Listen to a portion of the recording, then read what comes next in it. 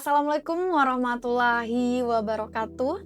Salam sejahtera bagi kita semua. Om Swastiastu, Namo Buddhaya, salam kebajikan.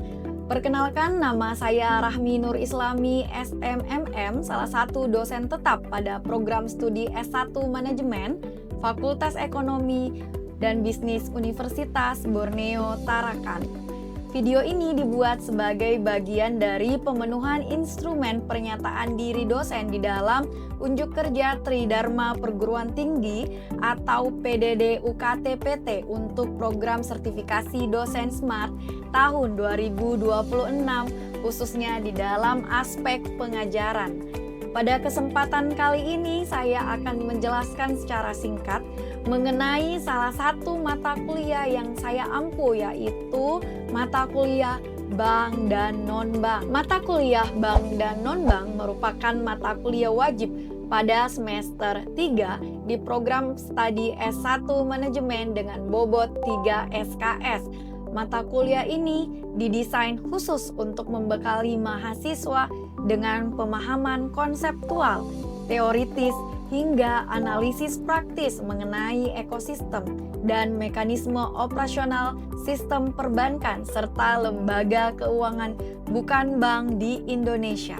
Capaian pembelajaran mata kuliah atau CPMK utama yang ditargetkan adalah mahasiswa mampu menganalisis peran dari lembaga keuangan bank maupun non-bank di dalam roda perekonomian nasional. Sepanjang satu semester, materi pembelajaran dirancang secara komprehensif, mencakup ruang lingkup, yaitu yang pertama, konsep uang dan inflasi, lalu yang kedua, lembaga keuangan bank, dan yang ketiga, lembaga keuangan non-bank, dan selanjutnya yaitu pasar modal, pasar uang, sewa guna usaha atau leasing, selanjutnya anjak piutang, modal ventura, pegadaian, hingga asuransi. Untuk mencapai target kompetensi tersebut, saya menerapkan case-based learning atau pembelajaran berbasis kasus, serta dikombinasikan dengan small group discussion, dan melalui metode ini,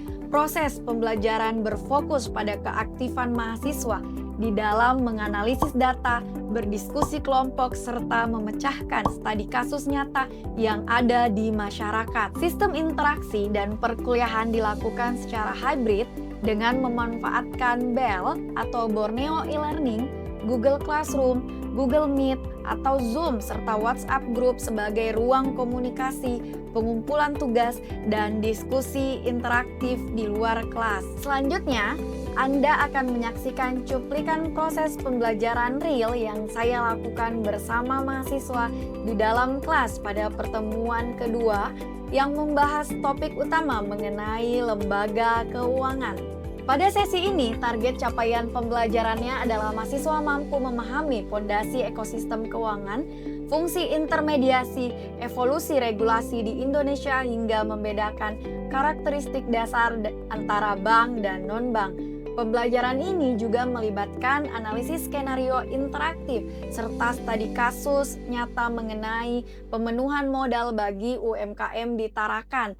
Selamat menyaksikan. Oke, Assalamualaikum warahmatullahi wabarakatuh. Waalaikumsalam warahmatullahi wabarakatuh. Baik, selamat siang semuanya. Siang Bu. Bagaimana semua kabarnya? Baik. Baik, alhamdulillah. Oke, hari ini adalah mata kuliah Bank dan Non-Bank dan merupakan pertemuan kedua kita, yaitu terkait lembaga keuangan.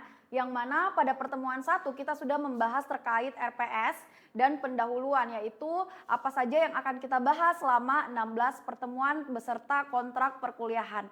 Sehingga pada hari ini kita akan membahas terkait lembaga keuangan. Mungkin teman-teman yang ada di sini sudah pernah mendengar terkait lembaga keuangan.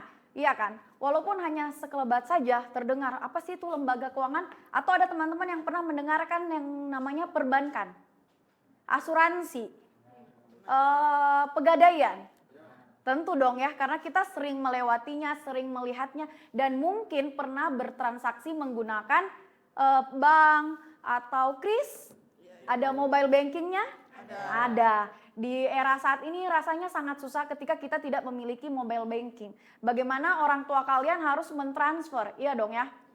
Nah, di mana juga dikatakan bahwa pilar ekonomi saat ini itu erat kaitannya dengan yang namanya lembaga keuangan. Oke, jadi target capaian pembelajaran kita di sini ada 6 ya teman-teman. Yaitu yang pertama, memahami konsep dan dasar hukum lembaga keuangan. Yang kedua, mengidentifikasi, klasifikasi, dan jenis lembaga. Lalu teman-teman juga harus bisa menganalisis fungsi dan peran di dalam sistem intermediasi. Lalu selanjutnya setelah itu teman-teman harus bisa membedakan karakteristik bank dan non-bank. Lalu selanjutnya mengaitkan lembaga keuangan dengan instrumen kebijakan moneter. Oke, dan yang terakhir kita sudah harus bisa mengaplikasikan konsep di dalam studi kasus. Jadi nanti ada studi kasus yang akan saya berikan, lalu teman-teman coba mempraktikannya. Dan di akhir pertemuan juga nanti akan ada berupa tugas, yaitu berupa tugas individu. Oke, baik. Jadi kenapa sih dikatakan sebagai pondasi ekosistem keuangan dari lembaga keuangan itu sendiri? Apa sih sebenarnya fungsi dari lembaga keuangan? Nah, lembaga keuangan itu terbagi menjadi 2 ya teman-teman. Ada lembaga keuangan bank dan non-bank. Betul sekali, ada bank dan non-bank. Yang mana bank? Contohnya BCA, Bank Indonesia misalnya, atau BRI. Sedangkan kalau non-bank kira-kira apa? Pegadaian, asuransi, modal ventura, dan lain sebagainya. Oke, nah di sini ada gambar yang kalian lihat, ini adalah lembaga keuangan. Lalu di sebelah sini ada masyarakat, dikatakan bahwa sebagai surplus dana. Sedangkan di sebelah sini itu ada dunia usaha atau UMKM lah kita katakan, dikatakan sebagai defisit dana. Nah, kenapa sih ada tanda panah ke arah sana? Nah, masyarakat yaitu surplus dana, misalnya ada pegawai yang berlebihan uangnya, dia menyimpannya kepada bank sebagai bentuk simpanan, baik itu jangka panjang maupun jangka pendek seperti deposito, giro, ataupun tabungan. Karena menurut kalian lebih aman mana sih? Simpan uang kalian di bawah bantal atau simpan uang kalian di bank? Di bank ya. Kalau di bawah bantal memangnya kenapa? Nanti diambil mama. Betul. Bisa jadi juga. Atau mungkin dimakan rayap atau dimakan tikus. Sakit hati banget ya kalau kita sudah menabung misalnya 10 juta raib. Masuk di makan tikus misalnya atau hilang. Kita tidak tahu ada apakah gitu yang mengambil. Nah, tapi kalau di bank ada bentuk tanggung jawab dari mereka, ya kan? Nah, misalnya ada seorang PNS berlebihan dana, dia menyimpannya di bank, di lembaga keuangan. Lalu dunia usaha, kita punya ide bisnis nih, kalian punya ide bisnis tapi kalian tidak punya modal, ya kan? Maka biasanya akan disarankan untuk melakukan pinjaman, karena ada pinjaman yang berupa KUR, kredit usaha rakyat, yang memudahkan, yang mana bunganya itu tergolong cukup rendah bagi kita. Nah, inilah fungsinya. Jadi ada yang membutuhkan uang dan ada yang memiliki uang. Sehingga lembaga keuangan atau bank sebagai mediasi antara orang yang memiliki uang dengan orang yang membutuhkan uang. Ya, jadi fungsinya di sini sebagai mediator atau sebagai mediasi. Nah, ini kegiatan yang tadi yang kita jelaskan itu akan membantu yang namanya pertumbuhan ekonomi. Karena ketika usaha seseorang berjalan, UMKM berjalan, masyarakat yang membutuhkan akan terbantu juga. Kita misalnya mau beli sesuatu, ada UMKM yang menawarkannya, ada produk yang ditawarkannya. Nah, sehingga ada keuntungan bunga. Lalu mungkin ada teman-teman bertanya, terus kalau saya untungnya apa nih mendepositokan uang saya, menyimpan uang saya? Selain aman, kira-kira apa? Dapat apa? Pembagian. Kalau bunga bank syariah itu ada namanya bagi hasil. Terus kalau di biasanya ada juga yang kita dapatkan bunga. Ketika kita mendepositokan uang kita, bank akan menawarkan sebuah bunga untuk kita. Nah, selanjutnya di sini juga ada definisi dari hukum, yaitu UU nomor 14 tahun 1967 yang menyatakan bahwa lembaga keuangan yaitu adalah badan yang menarik uang dari masyarakat dan menyalurkannya kembali. Jadi mereka menarik uang lalu disalurkannya kepada yang membutuhkan tadi, baik berupa kredit maupun sebuah investasi, baik pasar keuangan, ada pasar modal, obligasi, dan sebagainya. Lalu ada lagi peran sentralnya. Apa peran sentralnya? Terbagi jadi dua, yaitu ada intermediasi, yaitu menjembatani sebuah pihak surplus dan defisit dana yang tadi kita katakan. Dia sebagai mediasi atau mediator bagi yang membutuhkan dan yang defisit. Lalu ada akselerasi. Apa itu akselerasi? Yaitu mendukung investasi dan menjaga stabilitas ekonomi seharian dari suatu negara. Selanjutnya, jadi dari tadi yang kita bahas, ternyata lembaga keuangan itu memiliki peran yang sangat fundamental ya. Tapi kita akan bagi menjadi 4, yaitu yang pertama pengalihan aset atau aset transmutation. Jadi kita mengalihkan, yaitu dari tabungan teman-teman walaupun berapa. Misalnya teman-teman ada di bank tabungannya 1 juta, 2 juta dan seterusnya, mungkin ada yang tabungannya juga miliaran. Itu menjadi pinjaman modal besar berjangka waktu bagi pelaku usaha. Ya tadi pelaku usaha itu bisa saja berupa UMKM atau teman-teman mungkin yang memiliki usaha tapi nggak ada modal, maka kita meminjam di bank. Tapi yang khusus apa? Khusus yang bisa kita pinjam yang dengan dana rendah itu biasanya KUR, kredit usaha rakyat. Biasanya mulai dari 10 juta sampai 200, 300, 400. Tergantung seperti apa usaha kalian yang akan dilihat oleh pihak perbankan. Lalu selanjutnya liquidity atau dari kata likuiditas. Terus penyedia likuiditas. Apa sih likuiditas dari kata cair? Apa yang cair ya? Oke, jadi itu memberikan keyakinan atau fasilitas dan dapat dicairkan. Karena liquid itu cair. Jadi kita bisa mencairkan dana kita yang ada di bank. Oke, jadi menjadi uang tunai. Kapan saja kalian butuh, kalian bisa mencairkannya. Nah, misal kalian menabung di bank, itu kan kalian kalau mau ambil kapan saja. Mau jam 12 malam pun kalian ke ATM, itu kan bisa kalian ambil tanpa ada kendala. Cuman biasanya itu di setiap ada sistem pemeliharaan, di setiap jam 12 hingga jam 1 itu kita tidak bisa melaksanakan yang namanya transaksi. Cobalah, kalian mau bayar wifi, kalian baru ingat, wah ternyata saya nggak bisa harus bayar wifi nih malam ini. Kalau nggak mati wifi ku. Baru kalian bayarnya jam 12 itu nggak bisa. Kalian harus menunggu sampai jam 1 semua. Karena ada yang namanya pemeliharaan. Pernah juga ibu kaget buka mobile banking di jam 12 malam saldonya 0. Bisanya kemana uangku ya?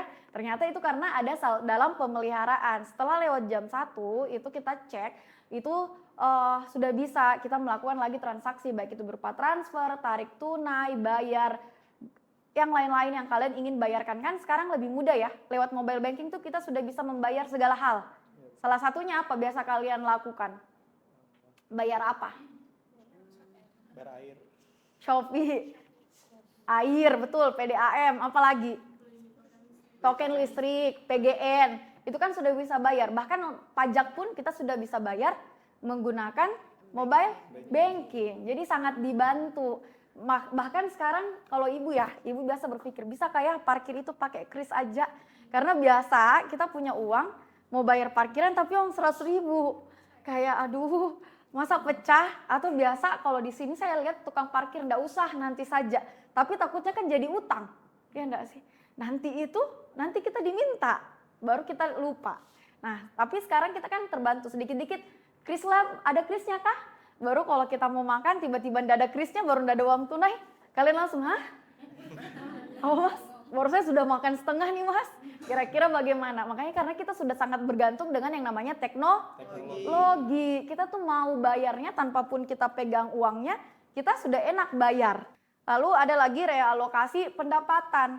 Nah, di sini mereka menyediakan yang namanya fasilitas menyisihkan pendapatan masa kini untuk kebutuhan seperti jaminan, risiko masa depan, yaitu seperti asuransi dan pensiun. Jadi adanya lembaga keuangan membantu yang namanya nilai tambah ekonomi.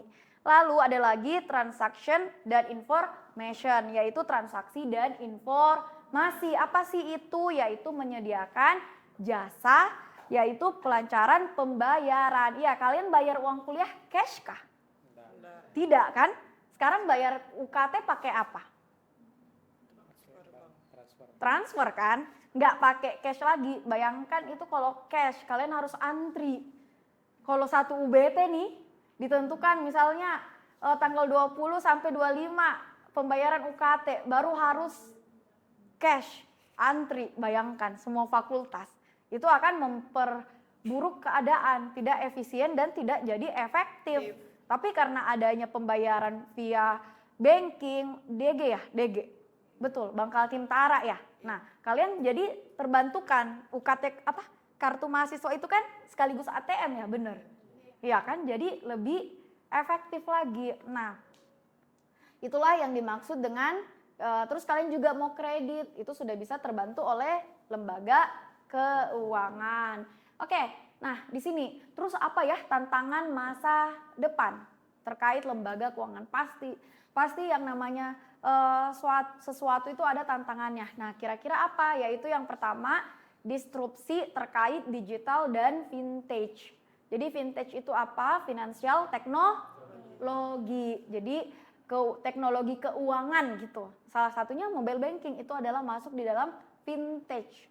Oke. Nah, di sini adopsi teknologi informasi baru dan efisiensi jangkauan tanpa kantor fisik. Kita kan sudah jarang banget ya ke bank langsung. Semuanya kita proses melalui handphone. Tanpa perlu lagi kita ke bank. Kita ke bank tuh paling urgent aja. Misalnya kehilangan buku tabungan. Tapi kalau di BCA pun, BCA sekarang kalian kehilangan kartu, kalian langsung ke mesin ATM aja. Yang di BCA jalan apa itu ya, yang BCA yang gede, Yosudarso, kalian langsung masukkan nomor handphone, nomor KTP, langsung keluar kartunya. Tanpa kalian perlu antri.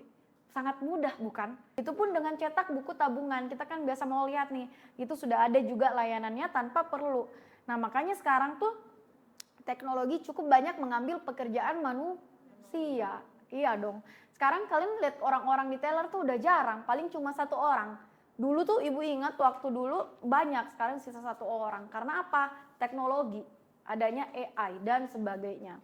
Terus ada juga mitigasi risiko kegagalan, ya kan? Nah, itu yaitu tuntutan jaminan keamanan akibat risiko sistematik yang meningkat. Misalnya tadi dengan teknologi yang tadi, ada banyak kasus yang pernah kalian dengarkan ketika uangnya raib di bank. Iya kan? Iya kan? Benar, pernah. Tapi kan ada tanggung jawab dari pihak bank bagaimana penyelesaiannya. Begitupun dengan adanya OJK.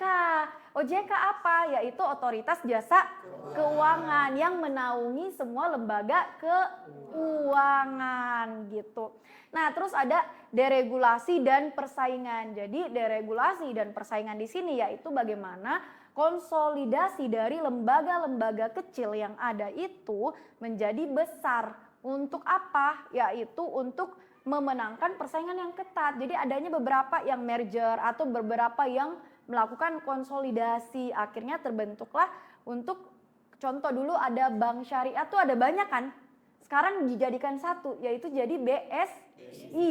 Dulu kan ada bank syariah, Mandiri Syariah, BCA Syariah, masing-masing ada. Sekarang sudah tidak ada, dijadikan satu menjadi BSI, Bank Syariah Indonesia. Nah, terus pertumbuhan kelas menengah yaitu peningkatan pendapatan mengubah skala ekonomi. Jadi dengan adanya pendapatan-pendapatan itu membantu pertumbuhan ekonomi, kita dengan meminjamkan UMKM, pihak bank meminjamkan UMKM, maka adanya modal dan adanya tercipta lagi UMKM baru. Karena yang mendorong pertumbuhan ekonomi sebenarnya itu adalah dari UMKM itu kan. Iya kan, karena transaksi yang dilakukan di setiap harinya. Nah, itulah membantu pertumbuhan ekonomi dan menjadi faktor pendorong perkembangan. Lalu yang terakhir inklusi penabung kecil, yaitu perluasan akses untuk simpanan mikro. Bahkan sekarang ada yang namanya simple atau simpanan pelajar itu mulai menabung dimulai dari 5.000 dan 1.000 sudah boleh. Jadi setidaknya untuk anak-anak SD yang punya tabungan, yang sering menabung, dia akan sangat-sangat senang tuh menabung ke bank. Walaupun uangnya 20.000 per minggu, 30.000, mereka menerima itu. Jadi tabungan-tabungan mikro itu dibantu. Jadi kita kan kadang 50.000. Kalau mahasiswa kira-kira suka nabung tidak atau pas-pasan banget? Pas-pasan, kadang ada, kadang tidak ada gitu ya. Tapi ada bisa nabung. Ya, oke lah. Sometimes. Kadang bisa, kadang tidak. Walaupun tabungannya nanti bulan depannya habis. Ya, itulah. Begitukah konsepnya? Nah, tapi kan setidaknya harus tetap ada tabungan. Bayangkan kalau kalian tidak punya tabungan terus tiba-tiba ban motor kalian bocor di jalan. Bagaimana? Terpaksa calling siapa? Calling orang tua kah? Donatur. Kalau bilang ibu kamu bilang nanti aja, kan kamu sudah dikasih uang jajan bulanan, habis mah untuk kafe, gitu kah? Iya. Tapi tetap ditransfer dong ya. Iya. Oke, itulah yang maksudnya kita harus punya tabungan. Tidak mungkin dikit-dikit kita harus nelpon, ya paling tidak menyisihkan. Refleksi, kita sudah mau selesai nih, tapi saya mau tanya dulu kepada kalian. Kalian ngerti tidak ya yang kita bahas tadi? Ada tidak ya yang masuk di kepala kalian yang kita bahas tadi? Maka saya mau tanya, pemantik sebelum kalian yang bertanya kepada ibu. Nah, yang pertama di sini, apakah peran lembaga keuangan hanya sekedar tempat menyimpan uang yang dari tadi kita bahas? Apakah peran lembaga keuangan hanya untuk simpan uang? Coba jawab siapa? Silahkan perkenalkan diri dulu. Perkenalkan, nama saya Ibu Tijuri. Oke. Menurut saya, lembaga keuangan itu tidak hanya untuk tempat menyimpan uang, tapi untuk menyalurkan dana atau melakukan pembayaran atau menyediakan berbagai layanan keuangan. Oke, baik, terima kasih. Itu sudah sangat-sangat cukup tepat yang kita bahas tadi, bahwa bank itu bukan hanya sebagai tempat penyimpanan uang, tapi juga sebagai penyalur dana. Lalu, kenapa disrupsi vintage itu mengubah monopoli perbankan tradisional? Silakan. Kenalkan, nama saya Muhammad Anwar Samudra. Jadi, disrupsi vintage ini tidak sepenuhnya menghilangkan peran bank, tetapi mengurangi dominasi perbankan tradisional dengan menciptakan persaingan yang lebih sehat.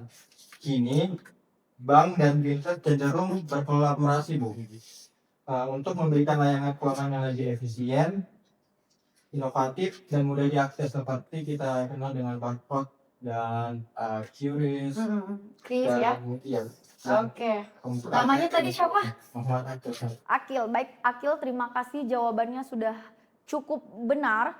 Oke, tadi dari pertanyaan-pertanyaan kepada teman-teman semua, saya rasa teman-teman semua sudah cukup paham terkait materi yang kita bahas hari ini. Nah, jadi kesimpulannya apa? Lembaga keuangan adalah infrastruktur krusial yang mengkonversi tabungan pasif sekelompok masyarakat menjadi pertumbuhan ekonomi yang aktif dan terukur ya. Jadi itulah dari lembaga keuangan itu sendiri. Nah, selanjutnya dikarenakan kita sudah selesai pada materi hari ini, maka biasanya di closing itu silakan saya mempersilahkan teman-teman untuk bertanya terlebih dahulu sebelum saya menyampaikan tugas. Jadi ada tugas untuk teman-teman yang akan dikumpulkan minggu depan, tugas individu sehingga teman-teman lebih paham terkait konsep lembaga keuangan. Nah, siapa yang ingin bertanya dulu? Mungkin ada yang belum paham atau yang masih mengganjal di hatinya, silahkan ditanyakan. Oke, di sini dulu baru kita ke sini. Perkenalkan saya Nura Mulyadi, saya ingin bertanya terkait mengapa lembaga keuangan itu seringkali disebut sebagai lembaga intermediasi. Oke, itu aja ya. Oke, baik, terima kasih. Jadi kenapa sih lembaga keuangan itu sering dikatakan intermediate atau intermediasi atau sebagai mediasi. Jadi pada dasarnya tadi kita sudah menjelaskan bahwa bank sebagai mediasi karena adanya surplus dan adanya defisit. Jadi adanya masyarakat yang memiliki uang lebih surplus lalu disimpan di bank dan itu juga menjadikan mereka mendapatkan biasanya deposit itu mendapatkan bunga atau misalnya kalau di syariah mereka mendapatkan bagi hasil, jadi dapat keuntungan lah ya. Terus ada masyarakat sekelompok yang membutuhkan uang, baik itu berupa kredit, secara konsumtif maupun untuk usaha. Jadi lembaga keuangan ini berada di tengah-tengah sebagai mediasi antara keduanya untuk menghubungkan sebagai perantara. Bayangkan ketika kita mau pinjam uang, sedangkan kita tidak tahu mau kemana, masa kita mau ke rentenir, tapi dengan adanya bank kita sudah terbantu. Jadi ada yang menyimpan uang lalu uangnya disalurkan, tapi biasanya ada aturan, misalnya dari Bank Indonesia itu 100 miliar kita menyimpan uang, maka 10 miliar itu harus disimpan di Bank Indonesia, sedangkan 90 miliarnya itu yang dijadikan sebuah kredit kepada masyarakat yang membutuhkan. Jadi seperti itu. Karena kan ketika kita meminjam uang ada bunga kan? Iya kan? Tidak ada misalnya kita pinjam 10 juta kita kembalikan 10 juta. Nggak ada, baru kita cicil 10 tahun. Ya nggak mungkin lah, terus untungnya bank bagaimana? Yang simpan uang juga bagaimana, ya kan, seperti itu. Terus itu tadi ya Dwi penjelasannya terkait kenapa lembaga keuangan itu dikatakan sebagai mediasi. Baik, silakan perkenalkan nama dulu. Perkenalkan, nama saya Anggun. Anggun ya. Ya, jadi untuk pertanyaan saya, mengapa sekarang orang lebih banyak menggunakan dompet digital daripada datang ke bank? Nah, apakah dompet digital ini termasuk ke dalam lembaga keuangan? Oke, baik, terima kasih ya Anggun. Jadi kenapa sih sekarang orang lebih banyak menggunakan yang namanya dompet digital? Dompet digital tuh seperti misalnya Dana, ya kan? Apalagi yang kalian ketahui? OVO, GoPay, apalagi ShopeePay. Ada banyak kan sebenarnya dompet digital, dan menurut kalian mudah tidak menggunakannya? Sangat mudah. Kita mau melakukan transfer, biasanya ada gratis transfer kan kalau dari Dana 10 kali. Ya kan? Jadi enak, terus mau bayar air, mau bayar tagihan, semuanya bisa melalui dompet digital. Jadi semuanya lebih efisien. Kita mau menggunakannya tuh lebih enak. Tinggal tek, bahkan 5.000 pun sudah bisa kris, 10, 15, 20, terus bisa ditarik semuanya lagi tanpa ada yang tinggal. Jadi sangat-sangat enak memang menggunakan dompet digital. Di era saat ini yang kita butuhkan itu adalah kecepatan dan keefektifan, ya kan? Kita maunya semuanya serba mudah, serba gampang. Nah, itulah tujuan dari adanya dompet digital.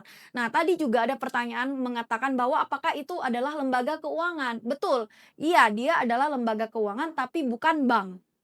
Ya, jadi dompet digital itu lembaga keuangan tapi bukan bank, tetapi sebagai alat transaksinya atau teknologi yang diberikan oleh beberapa bank atau fintech-nya. Jadi financial technology. Oke. Jadi itu tadi pertanyaan dari Anggun sama dari Dwi.